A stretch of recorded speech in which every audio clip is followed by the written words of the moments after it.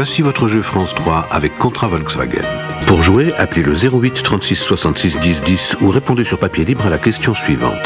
Le 12 septembre, un gagnant sera tiré au sort et remportera une Volkswagen New Beetle Cara TDI 100 avec correcteur électronique de trajectoire de série.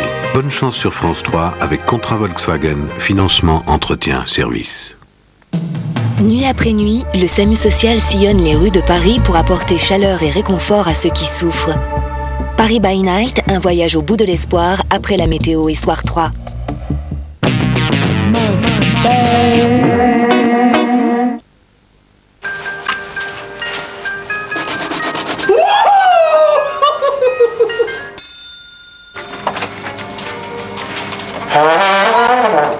Il va encore fêter ça ?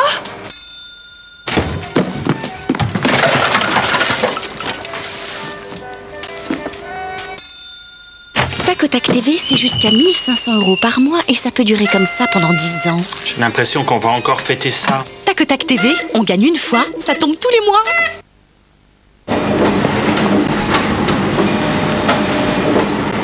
Sans voix. Vise et envoie. Nokia 7650, le nouveau téléphone avec appareil photo numérique intégré. Nokia, Connecting People. When you're smiling, the whole world smiles with you. And you're laughing, oh you're laughing.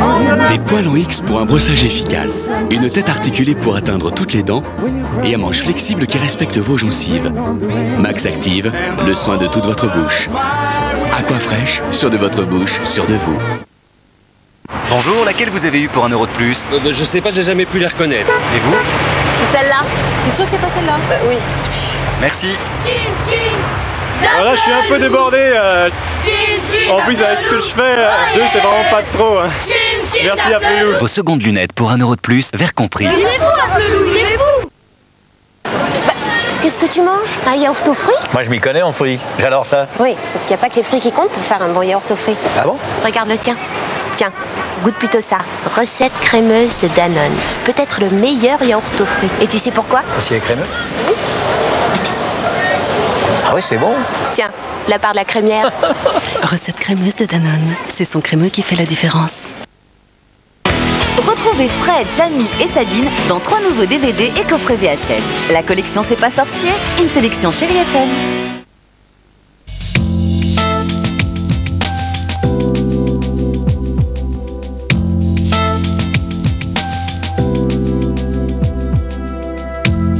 Aujourd'hui, on peut agir avec sérénité pour réduire son cholestérol. Parce que Saint-Hubert a créé ILO. Grâce à son principe actif, le Bénécol, ILO aide à réduire votre mauvais cholestérol. Et c'est scientifiquement prouvé. ILO de Saint-Hubert, et si vous goûtiez au plaisir de réduire votre cholestérol?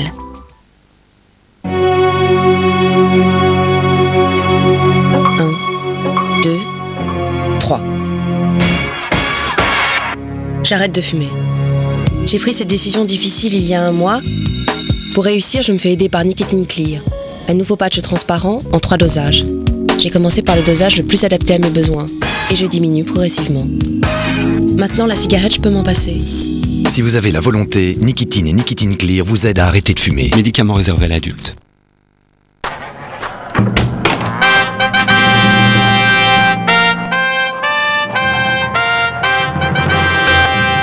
Roulé à la louche en Normandie depuis plus d'1 siècle. Lanctot, noblesse oblige.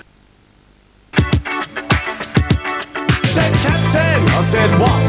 He said, Captain, I said, what? He said, Captain, I said, what?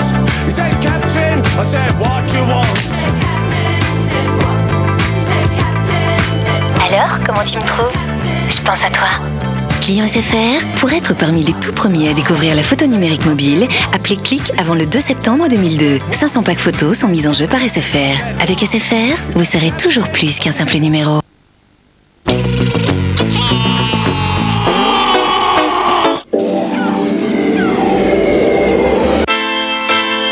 Fabuleusement Vôtre. 2 destins, présentés par Isabelle Giordano. Chaque semaine, dans le Fabuleux Destin 2, 2 héros, 2 personnalités aux univers très différents. Une question, comment ont-ils rencontré leur fabuleux destin? Un indice, leur photo de classe. Nous avons donc une semaine pour parfaire notre enquête, pour voyager au cœur de leur enfance, de leur adolescence et pour découvrir leurs années lycée et les événements marquants qui ont façonné leur destinée. Un enjeu passionnant comme une enquête et émouvant comme des retrouvailles. Le fabuleux destin de Laurent Ruquier et Mathilde Seigné, dès lundi 20h20 avec Isabelle Giordano sur France 3.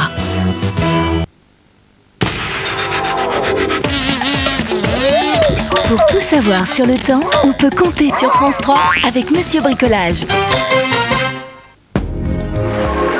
Bonsoir, ça y est, ça va mieux. Le temps va être beaucoup plus agréable quand même demain. Nous avons cet anticyclone qui arrive sur la France. La perturbation qui a donné encore beaucoup de pluie s'en va vers l'est. Les autres, pour l'instant, sont bloqués sur l'Angleterre. Et puis ensuite, on verra que ces perturbations vont descendre au cours du week-end. Alors, pour demain, eh bien, demain matin, on aura encore beaucoup d'humidité résiduelle. Donc, on va retrouver des nuages bas et des brouillards, toujours sur l'axe sud-ouest-nord-est. Mais ça sera beaucoup mieux. Ça devrait se percer dans la matinée. Même chose ici sur le nord-ouest avec simplement des brouillards et lorsque ces brouillards se lèveront, c'est du soleil avec simplement quelques petits cumulus, du grand soleil près de la Méditerranée et du soleil enfin sur la Corse. Alors pour l'après-midi, eh bien on retrouve un temps beaucoup plus agréable sur l'ensemble des régions avec simplement quelques tout petits cumulus de beau temps sur le nord-ouest, c'est là qu'il fera le plus beau, simplement des nuages un peu plus nombreux ici sur le nord de la Bretagne et puis un temps agréable, chaud avec quelques développements d'averses mais uniquement sur le relief demain,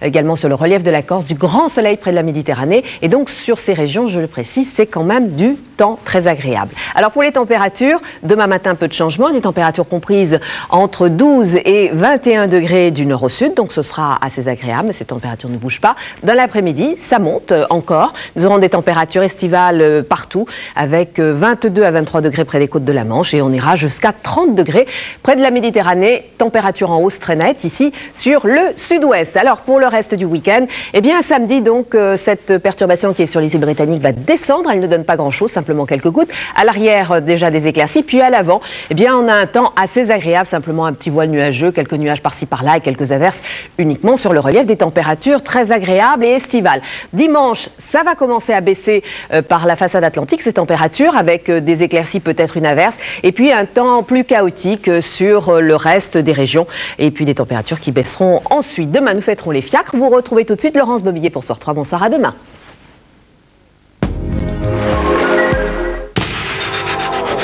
C'était la météo avec Monsieur Bricolage.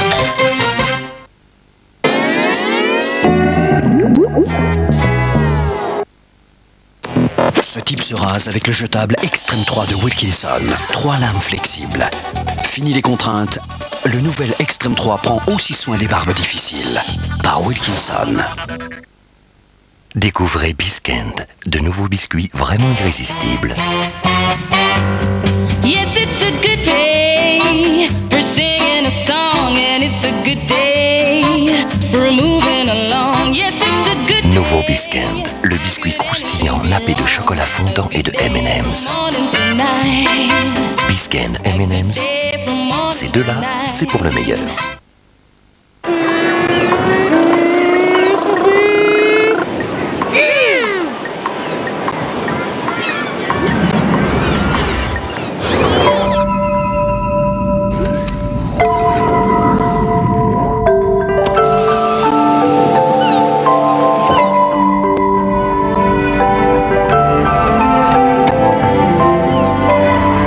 Nouvelle Peugeot 807, merveilleusement technologique.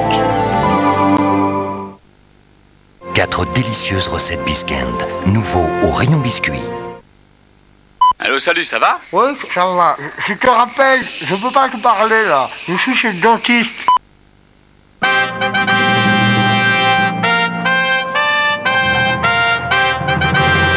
Roulé à la louche en Normandie depuis plus d'un siècle. Lanctot, noblesse oblige. Allô, tu penses à moi? Oui. C'est qui? Ah ok, d'accord. Ce qui est bien quand c'est gratuit, c'est qu'on paye pas.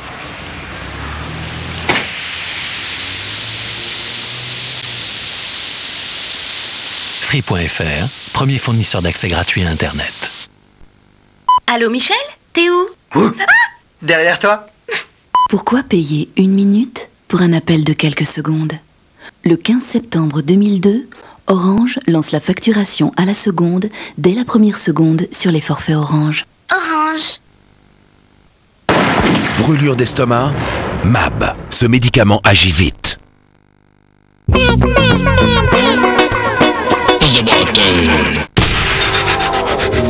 France 3 vous donne rendez-vous avec les centres Leclerc.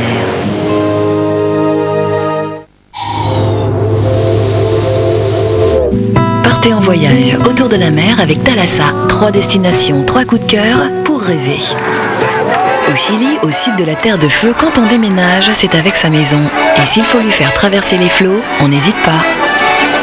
À Tokyo, le Kyotter fait fureur. Sur un immense plan d'eau, 6 pilotes, lancés à 100 km/h, se disputent la première place. Au Canada, des scientifiques tentent de percer l'énigme de la pieuvre, communément appelée le poisson du diable.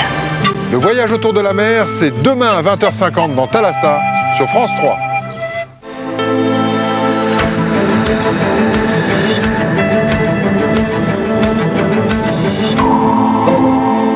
Madame, Monsieur, bonsoir. Les titres de l'actualité. L'équipage du chimiquier impliqué dans le naufrage du Sistud est consigné à bord du cargo à Rotterdam.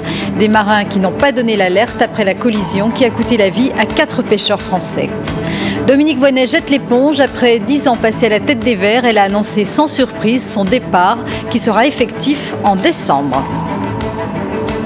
Les marins du cargo norvégien se sont rendus compte qu'ils avaient percuté un chalutier lundi, mais ils ont continué leur route sans donner l'alerte.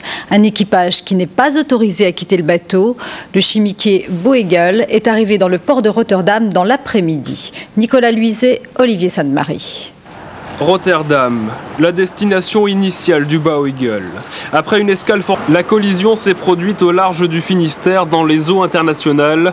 Et comme le bateau est immatriculé à Bergen en Norvège, c'est la justice norvégienne qui sera appliquée. Mais ce n'est que mercredi matin qu'ils en ont informé le capitaine. Le cargo norvégien a donc poursuivi sa route après avoir percuté le chalutier français. 4 marins sont morts noyés, 3 autres ont pu être secourus par la marine nationale. Les pêcheurs vendéens sont révoltés. Ils sont persuadés que tous les hommes auraient pu être sauvés si le cargo leur avait porté secours. Les règles de navigation en mer sont très précises. Il existe un code maritime, mais aussi une tradition des gens de mer. Pour les équipages de gros navires, la surveillance est très organisée. Pour preuve, ce reportage à Dunkerque de Patrice Machuret et Xavier Deperte. 47 000 tonnes de charbon, c'est la cargaison du Golden Rose, un minéralier philippin. Venu de Californie, arrivé au port autonome de Dunkerque, ce cargo a traversé une partie du globe. Le danger en mer est permanent, le risque de collision réel. Alors pour manœuvrer en toute sécurité, c'est 185 mètres de long. Les 2 radars obligatoires du poste de pilotage sont vitaux. Même par gros temps, si on ne voit rien aux alentours, si les vagues nous arrivent dessus, on arrive à voir un bateau à près de 10 km. À voir s'il arrive à connaître sa vitesse et même sa trajectoire. Si un navire s'approche à moins de 6 km du cargo, s'il reste sur sa trajectoire, les alarmes se déclenchent alors. Elles alertent les 2 officiers de pont présents 24 heures sur 24, une sonnerie qu'il est impossible d'arrêter.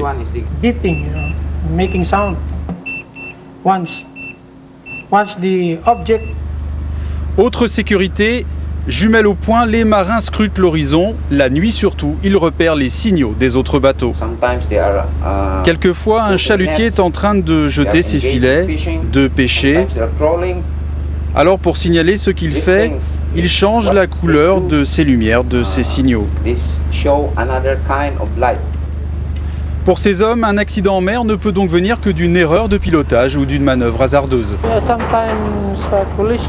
Souvent, il se produit une collision quand un autre bateau fait un mauvais jugement. Quand il fait un mauvais changement de trajectoire. Malgré des années de pratique, ces travailleurs de la mer l'avouent, personne n'est à l'abri d'une erreur humaine. Les obsèques de Christelle Dubuisson se sont déroulées dans une grande émotion cet après-midi. À Corbie, non loin d'Amiens, près d'1 millier de personnes ont assisté à la cérémonie religieuse. La jeune fille de 18 ans avait été retrouvée morte la semaine dernière à Villers-Bretonneux dans la Somme. Les enquêteurs semblent disposer de nouveaux éléments, notamment de prélèvements ADN retrouvés sur un chiffon maculé du sang de la victime. Hier, nous vous parlions de l'inquiétude d'une mère qui recherchait sa fille. Aujourd'hui, nous voulons vous faire partager son bonheur. Lani, qui avait été enlevée par son père, a été retrouvée dans un foyer du Var où elle séjournait depuis quelques semaines, depuis l'arrestation de son papa pour une affaire de cambriolage. Paul Labrosse. Une étreinte entre une mère et sa fille qui attendait ce moment depuis 10 mois. Aujourd'hui, la petite Lani est de retour. En cet instant, l'émotion submerge tout. Séché dans mes bras et puis on s'est mis toutes les deux à pleurer. Non, il n'y a pas de mots. Et il y a juste elle quoi, qui a commencé à me parler. Elle m'a dit maman, je suis désolée Elle m'a dit je suis désolée de t'avoir embarqué dans cette histoire qu'elle me dit. Une histoire qui commence quand Lani est enlevée par son père un soir de novembre 2001. Une folle cavale qui ne s'arrêtera que le 10 août. L'homme qui est déjà recherché par la police est alors arrêté en gare de Sainte-Maxime. Sa fille est restée dans le train. Elle ira jusqu'à Cannes où elle est recueillie et placée dans un foyer d'Antibes. Elle a dit aux policiers qu'elle s'appelait Tony. Ses cheveux courts lui donnent l'aspect d'un garçon. Le subterfuge durera 18 jours. La petite Lani qui se faisait appeler Tony, après la douche, se mettait une serviette, allait dans sa chambre, s'habillait. Même ses camarades de chambre n'ont jamais vu que c'était une fille. Alors que Tony fait illusion, sa mère remue ciel et terre et alerte les médias. Devant sa télévision, le chef d'escale de la gare de Cannes réalise qu'il a vu l'enfant lorsqu'elle a été recueillie par la police. J'ai vu l'affaire 3 et j'ai reconnu de suite. Vous avez présenté 4 photos et une photo où la petite fille déguisée en gamin, si je puis dire, avait des lunettes et c'est cette photo-là qui de suite, j'ai reconnu le gamin de suite. Je me suis dit c'est lui. Donc j'ai immédiatement téléphoné au commissariat de police de Cannes et ils m'ont dit bon, on va faire le nécessaire, on vous tiendra au courant. Aujourd'hui, Tony est redevenu Lani. Son incroyable histoire trouve un dénouement heureux. Elle peut enfin retrouver la tendresse d'une mère et une identité. Nouvelle attaque de bijouterie en plein Paris. Cela s'est passé rue Royale jeudi en fin de matinée. Les malfaiteurs armés et encagoulés ont emporté des dizaines de montres de grande marque. Ils étaient 4. Pour protéger leur fuite, ils ont pris en otage un vigile qu'ils ont ensuite relâché. Comme attendu, Dominique Voynet a confirmé aujourd'hui son départ de la direction des Verts. Elle a tenu à expliquer aux militants son envie de changer d'air. C'était cet après-midi à Saint-Jean-de-Mont où se tient l'université d'été du parti. Serge Chimino, Claude Pfaffman. Depuis le début de ces journées d'été, Dominique Voynet boudait la presse, avare d'explications sur son souhait de quitter la tête des Verts en décembre prochain.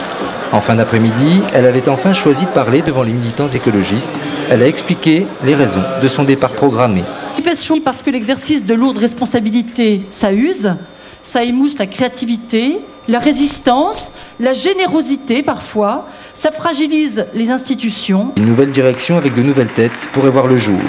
Une mutation profonde, tant politique que structurelle, est en gestation chez les Verts. Dominique Voynet pourra d'ici quelques mois observer tous ces bouleversements d'un peu plus loin. Et un autre écologiste a décidé de se retirer de la scène politique, le président de Génération Écologie, Brice Lalonde, qui reste toutefois maire de Saint-Briac en Bretagne. Jacques Chirac s'est adressé aujourd'hui à l'ensemble des ambassadeurs français en clôture de leur conférence annuelle. Le chef de l'État a tracé les priorités de l'action diplomatique de la France. Dans son discours, il s'est aussi démarqué des États-Unis. Des chars israéliens ont tiré sur une maison et toute une famille a été touchée. Le mouvement extrémiste Hamas a promis de les venger. Julien Colombani. Toute la famille s'était installée là pour passer l'été et cueillir le raisin. La récolte devait débuter cet après-midi. Mais la nuit dernière, un char israélien a tiré. 6 obus sont tombés sur la maison. La mère de famille a été tuée sur le coup. Son neveu et 2 de ses fils sont morts eux aussi un peu plus tard. À leurs funérailles, des cris. Les islamistes du Hamas jurent de les venger. Si des civils palestiniens sont tués ainsi de sang-froid, alors je juge que nous avons le droit de nous défendre, le droit d'attaquer n'importe quel civil partout dans les territoires occupés. Un drame qui tombe bien mal, alors que l'autorité palestinienne tente de convaincre les groupes armés de cesser les attentats. Un préalable à l'accord Gaza-Bethléem, qui prévoit en échange un retrait progressif de l'armée israélienne. Pour Arafat, la tuerie de la nuit dernière vise à faire échouer les discussions israélo-palestiniennes. Les Israéliens reconnaissent avoir commis une bavure et présentent leurs regrets. J'ai ordonné qu'une enquête soit menée sur ces événements. J'ai aussi publié un communiqué dans lequel je regrette profondément ce qui s'est passé. Je suis très attristé. Cet après-midi, l'armée israélienne a mené une incursion à Gaza, a démoli quelques maisons. Des heurts violents ont éclaté. 2 enfants sont morts, plusieurs autres ont été blessés. La direction palestinienne a décidé de rompre sine die tous les pourparlers en cours avec les Israéliens. Parfum de scandale sur la rentrée littéraire. La prestigieuse maison Gallimard a suspendu la commercialisation du roman Rose Bonbon, un livre qui met en scène un pédophile et qui a fait vivement réagir une association de protection des enfants qui veut saisir la justice. Les explications de Marie-Claire Thiers et Julia Houy. Le scandale nouveau de la rentrée littéraire, c'est Rose Bonbon. Du jeune auteur Nicolas Jones-Gorlin, c'est un monologue du personnage principal, Simon, un pédophile, amateur de petites filles. Un roman très cru. L'association de protection de l'enfance, l'Enfant Bleu, veut saisir la justice. Ça véhicule également l'idée que l'enfant est consentant. Et je crois qu'il faut vraiment ôter cette idée-là de l'esprit des personnes. Je crois qu'elle est encore beaucoup trop ancrée dans les mentalités. L'enfant n'est jamais demandeur, n'aguiche jamais. Et c'est vraiment l'idée qui est véhiculée dans ce roman. Et nous nous battons contre ça. Une association choquée par le fond et aussi par le bandeau qui entoure le livre. La question qui est posée par les associations, c'est de savoir si ce texte, et non pas sa présentation, qu'elle soit sous la forme d'un bandeau, sous la forme d'article de presse, est choquant ou pas choquant. Est-ce qu'il est pénalement répréhensible? C'est la question, et je crois que c'est tout à fait discutable et tout à fait contestable. Malaise chez Gallimard qui avait hésité à publier l'œuvre. La vénérable maison prend une première mesure. Gallimard donc, nous a demandé d'enlever la bande qu'ils avaient imprimée qui était intitulée Amour mineur.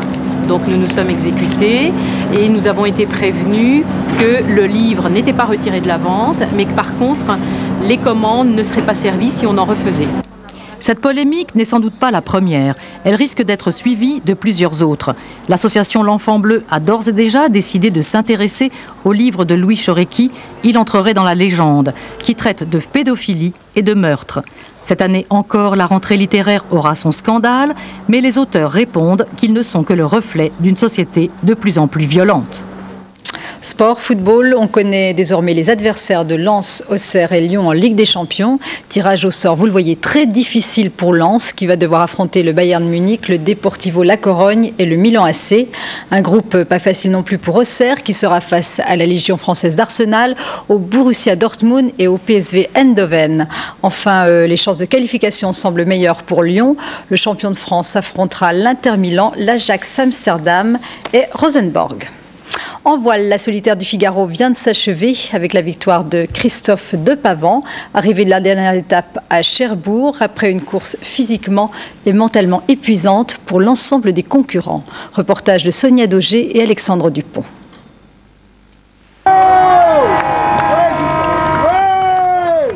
Il a du mal à réaliser, on dirait presque qu'il n'y croit pas. Christophe Depavant, surnommé Quito, vient pourtant de franchir la ligne d'arrivée dans la grande rade de Cherbourg et de remporter à 40 ans la 33e édition de la solitaire du Figaro.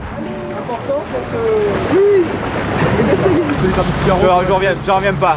Je sais pas ce que c'est, je sais pas, je vais m'en rendre compte. Je vais m'en rendre compte quand je vais arriver à terre, mais là pour l'instant je suis sur un nuage. Je n'y crois pas vraiment quoi. C'est incroyable quoi. Parti de Boulogne-sur-Mer le 4 août dernier, les premiers bateaux sont arrivés ce matin, épuisés après plus de 1690 milles de navigation et une dernière étape éprouvante entre l'Espagne et la France. C'est toute la particularité de cette course, un défi physique intense et exigeant, dans la solitude, un défi qui oblige à puiser au plus profond de soi-même les ressources pour ne pas lâcher, où souvent la victoire se joue à moins d'une encablure. le stress d'avoir des concurrents qui nous pressent et qui attaquent de tous côtés, c'est dur à supporter, quoi. Et là, aujourd'hui, jusqu'au dernier moment, on ne savait pas qui était le vainqueur de la solitaire, quoi. Quito succède donc sur le tard aux plus grands noms de la voile française, Yves Parlier, Philippe Poupon et Michel Desjoyaux, entre autres, des marins qui ont inscrit la solitaire comme première étape d'une histoire au grand large et d'une carrière au palmarès prestigieux. Et dernière info de sport avec une nouvelle affaire de dopage dans l'athlétisme. Cette fois, c'est le recordman du monde du 3000 mètres steeple, le Marocain Brahim Boulami, qui a été contrôlé positif après le meeting de Zurich. Il aurait utilisé de l'EPO. Brahim Boulami se défend de s'être dopé et affirme qu'il prouvera son innocence. Nous terminons ce journal par ces quelques images de l'ouverture de la Mostra de Venise, le plus ancien festival de cinéma. Une cohorte de stars est attendue. Sophia Loren était présente dès le début. On a pu découvrir aussi Salma Hayek qui joue le rôle principal du film d'ouverture Frida, et un jury de charme également présidé par la très belle Gong Li que vous allez voir. Cette année, 21 films sont en compétition pour le Lion d'Or qui sera décerné le dimanche 8 septembre. Voilà Gong Li. Il me reste à vous souhaiter une très belle nuit. Demain, vous retrouverez Louis Laforge et Lionel Cotu pour les éditions du week-end. À lundi, au revoir.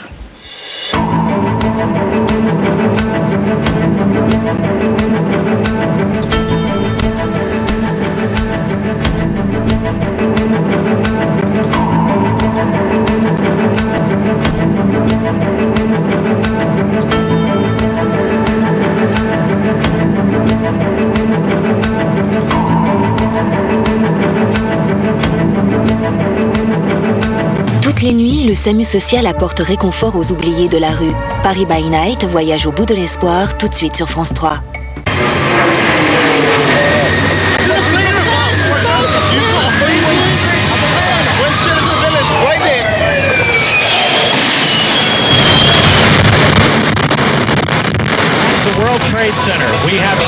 Un an après, France Télévisions va plus loin dans l'analyse. En septembre, ces chaînes s'interrogent avec vous sur le sens de l'attentat le plus meurtrier de l'histoire.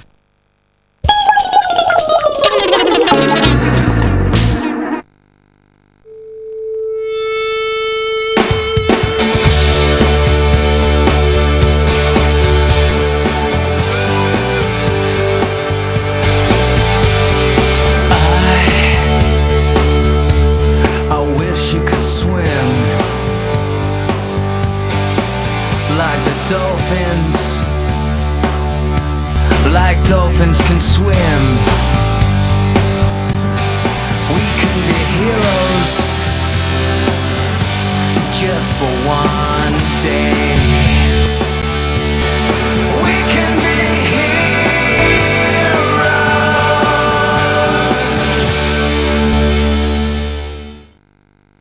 Madame, l'entreprise de votre mari est-elle en bonne santé ? Vérifiez par Minitel 3617 Vérif pour une meilleure information sur les entreprises.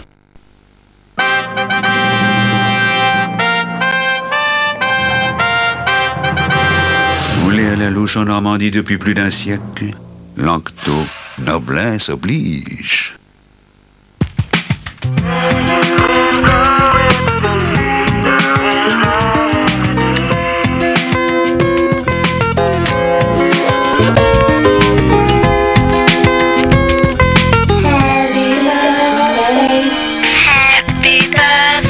Client SFR, pour être parmi les tout premiers à découvrir la photo numérique mobile, appelez Click avant le 2 septembre 2002. 500 packs photos sont mis en jeu par SFR. Avec SFR, vous serez toujours plus qu'un simple numéro. Tiens, c'est quoi ça? Le nouveau Campino? Essayez donc. Merci. Et super crémeux. Incroyable, comme des fraises à la crème.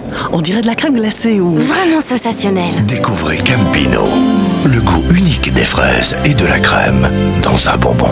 Ah, je ne l'aurais pas cru si je ne l'avais pas goûté.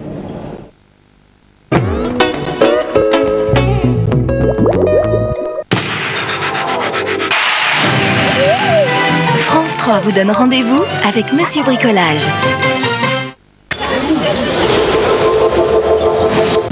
Kevin, qu'est-ce qui t'arrive? Il est brûlant. Petit Kevin, péritonite. On va le ramener sur le continent. Ils annoncent un coup de vent force 9 à la radio. On ne peut pas avoir d'hélico. Qu'est-ce qu'on fait dans ces cas-là? On en a vu d'autres, non? J'en ai vu d'autres, mais on n'était pas perdu sur une île. Je vais bientôt être à court de médicaments et de calmants. Une fois que je prends le petit. On a un gamin qui risque de mourir d'une péritonité. Oui, Sylvestre, mais l'opération a le moindre risque. Ah, sauf que vous êtes chirurgien et moi pas. Ben, si ça parle-en à ton avocat. Ou bien il opère malgré les risques que ça présente, ou bien il signe le certificat de décès. C'est un métier impossible. Chirurgien malgré lui, la vie d'un enfant au bout des doigts. Avis de tempête sur Docteur Sylvestre, samedi à 20h55 sur France 3.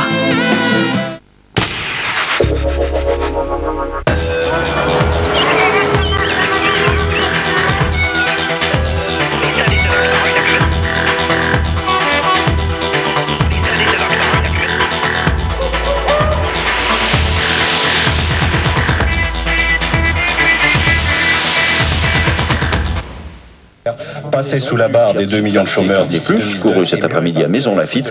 Pour gagner, il fallait jouer le 10. Pas pour moi l'alpha et l'oméga de la pensée socialiste. 10, 12, 17, 18, Moscou, Pascal.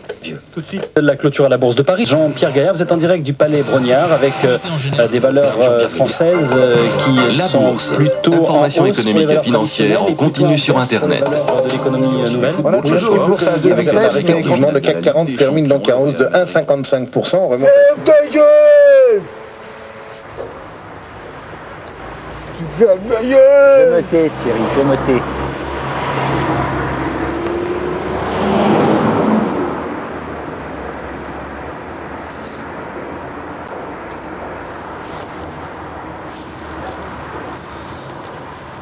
Bon.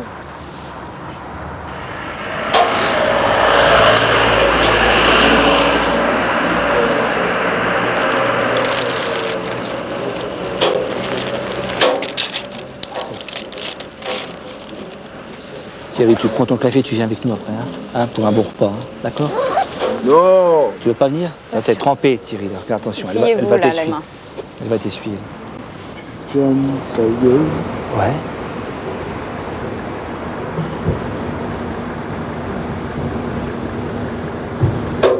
On dit pas ça une dame. Hein.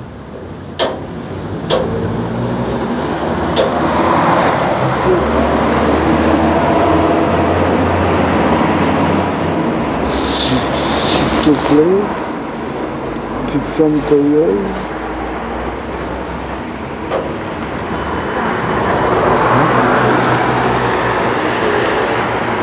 Ça fait du bien le café.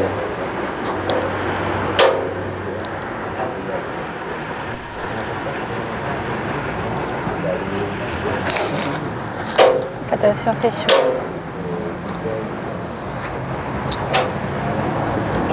Attention à toi, tiens.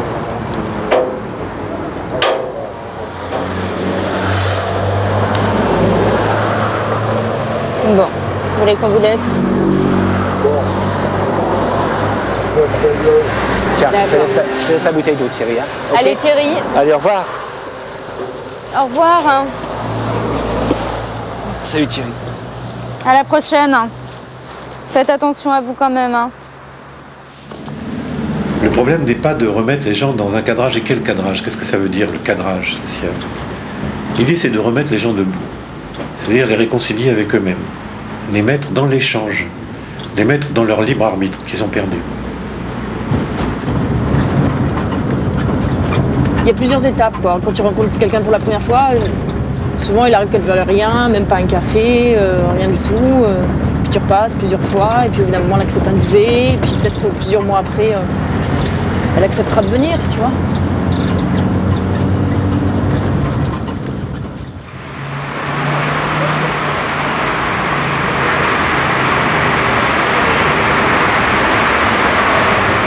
Le SAMU social, il a été rêvé d'abord. Il a été rêvé, il a été imaginé. Il s'agissait de trouver un dispositif pour aller à la rencontre des gens qui n'ont plus la force de s'exprimer et de commencer le travail dès la rue, dès le trottoir. En fait, tu vas voir, hein, on rencontre tout type de réactions. Il y a des gens qui sont contents de nous voir, il y en a qui sont pas contents. Il y en a qui sont pas contents du tout. Il y en a qui sont pas contents du tout. On peut le dire. Hein. D'ailleurs, verbalement, ça s'exprime. On met pas longtemps à le savoir en général. L'autre jour, sur les fiches de maraude, il y avait, tu sais, il y a marqué sur les fiches là, il y a marqué motif du refus de la prise en charge. J'ai vu enculé.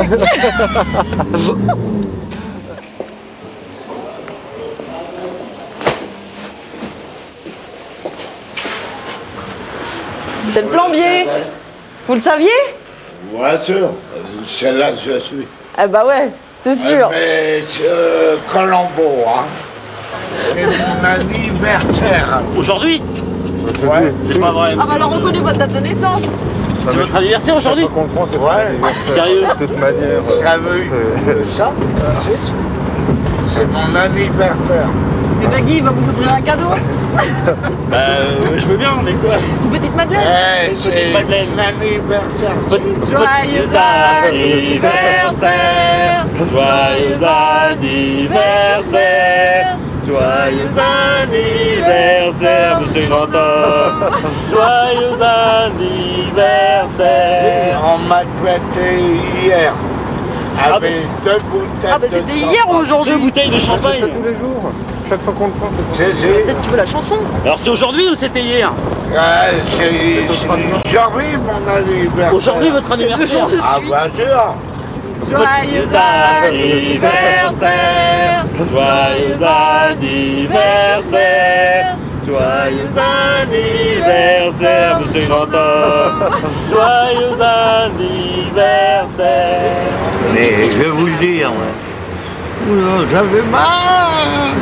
Allez-y, mais il faut bien le tirer. Hein. C'est juste L'extrémité. Hein?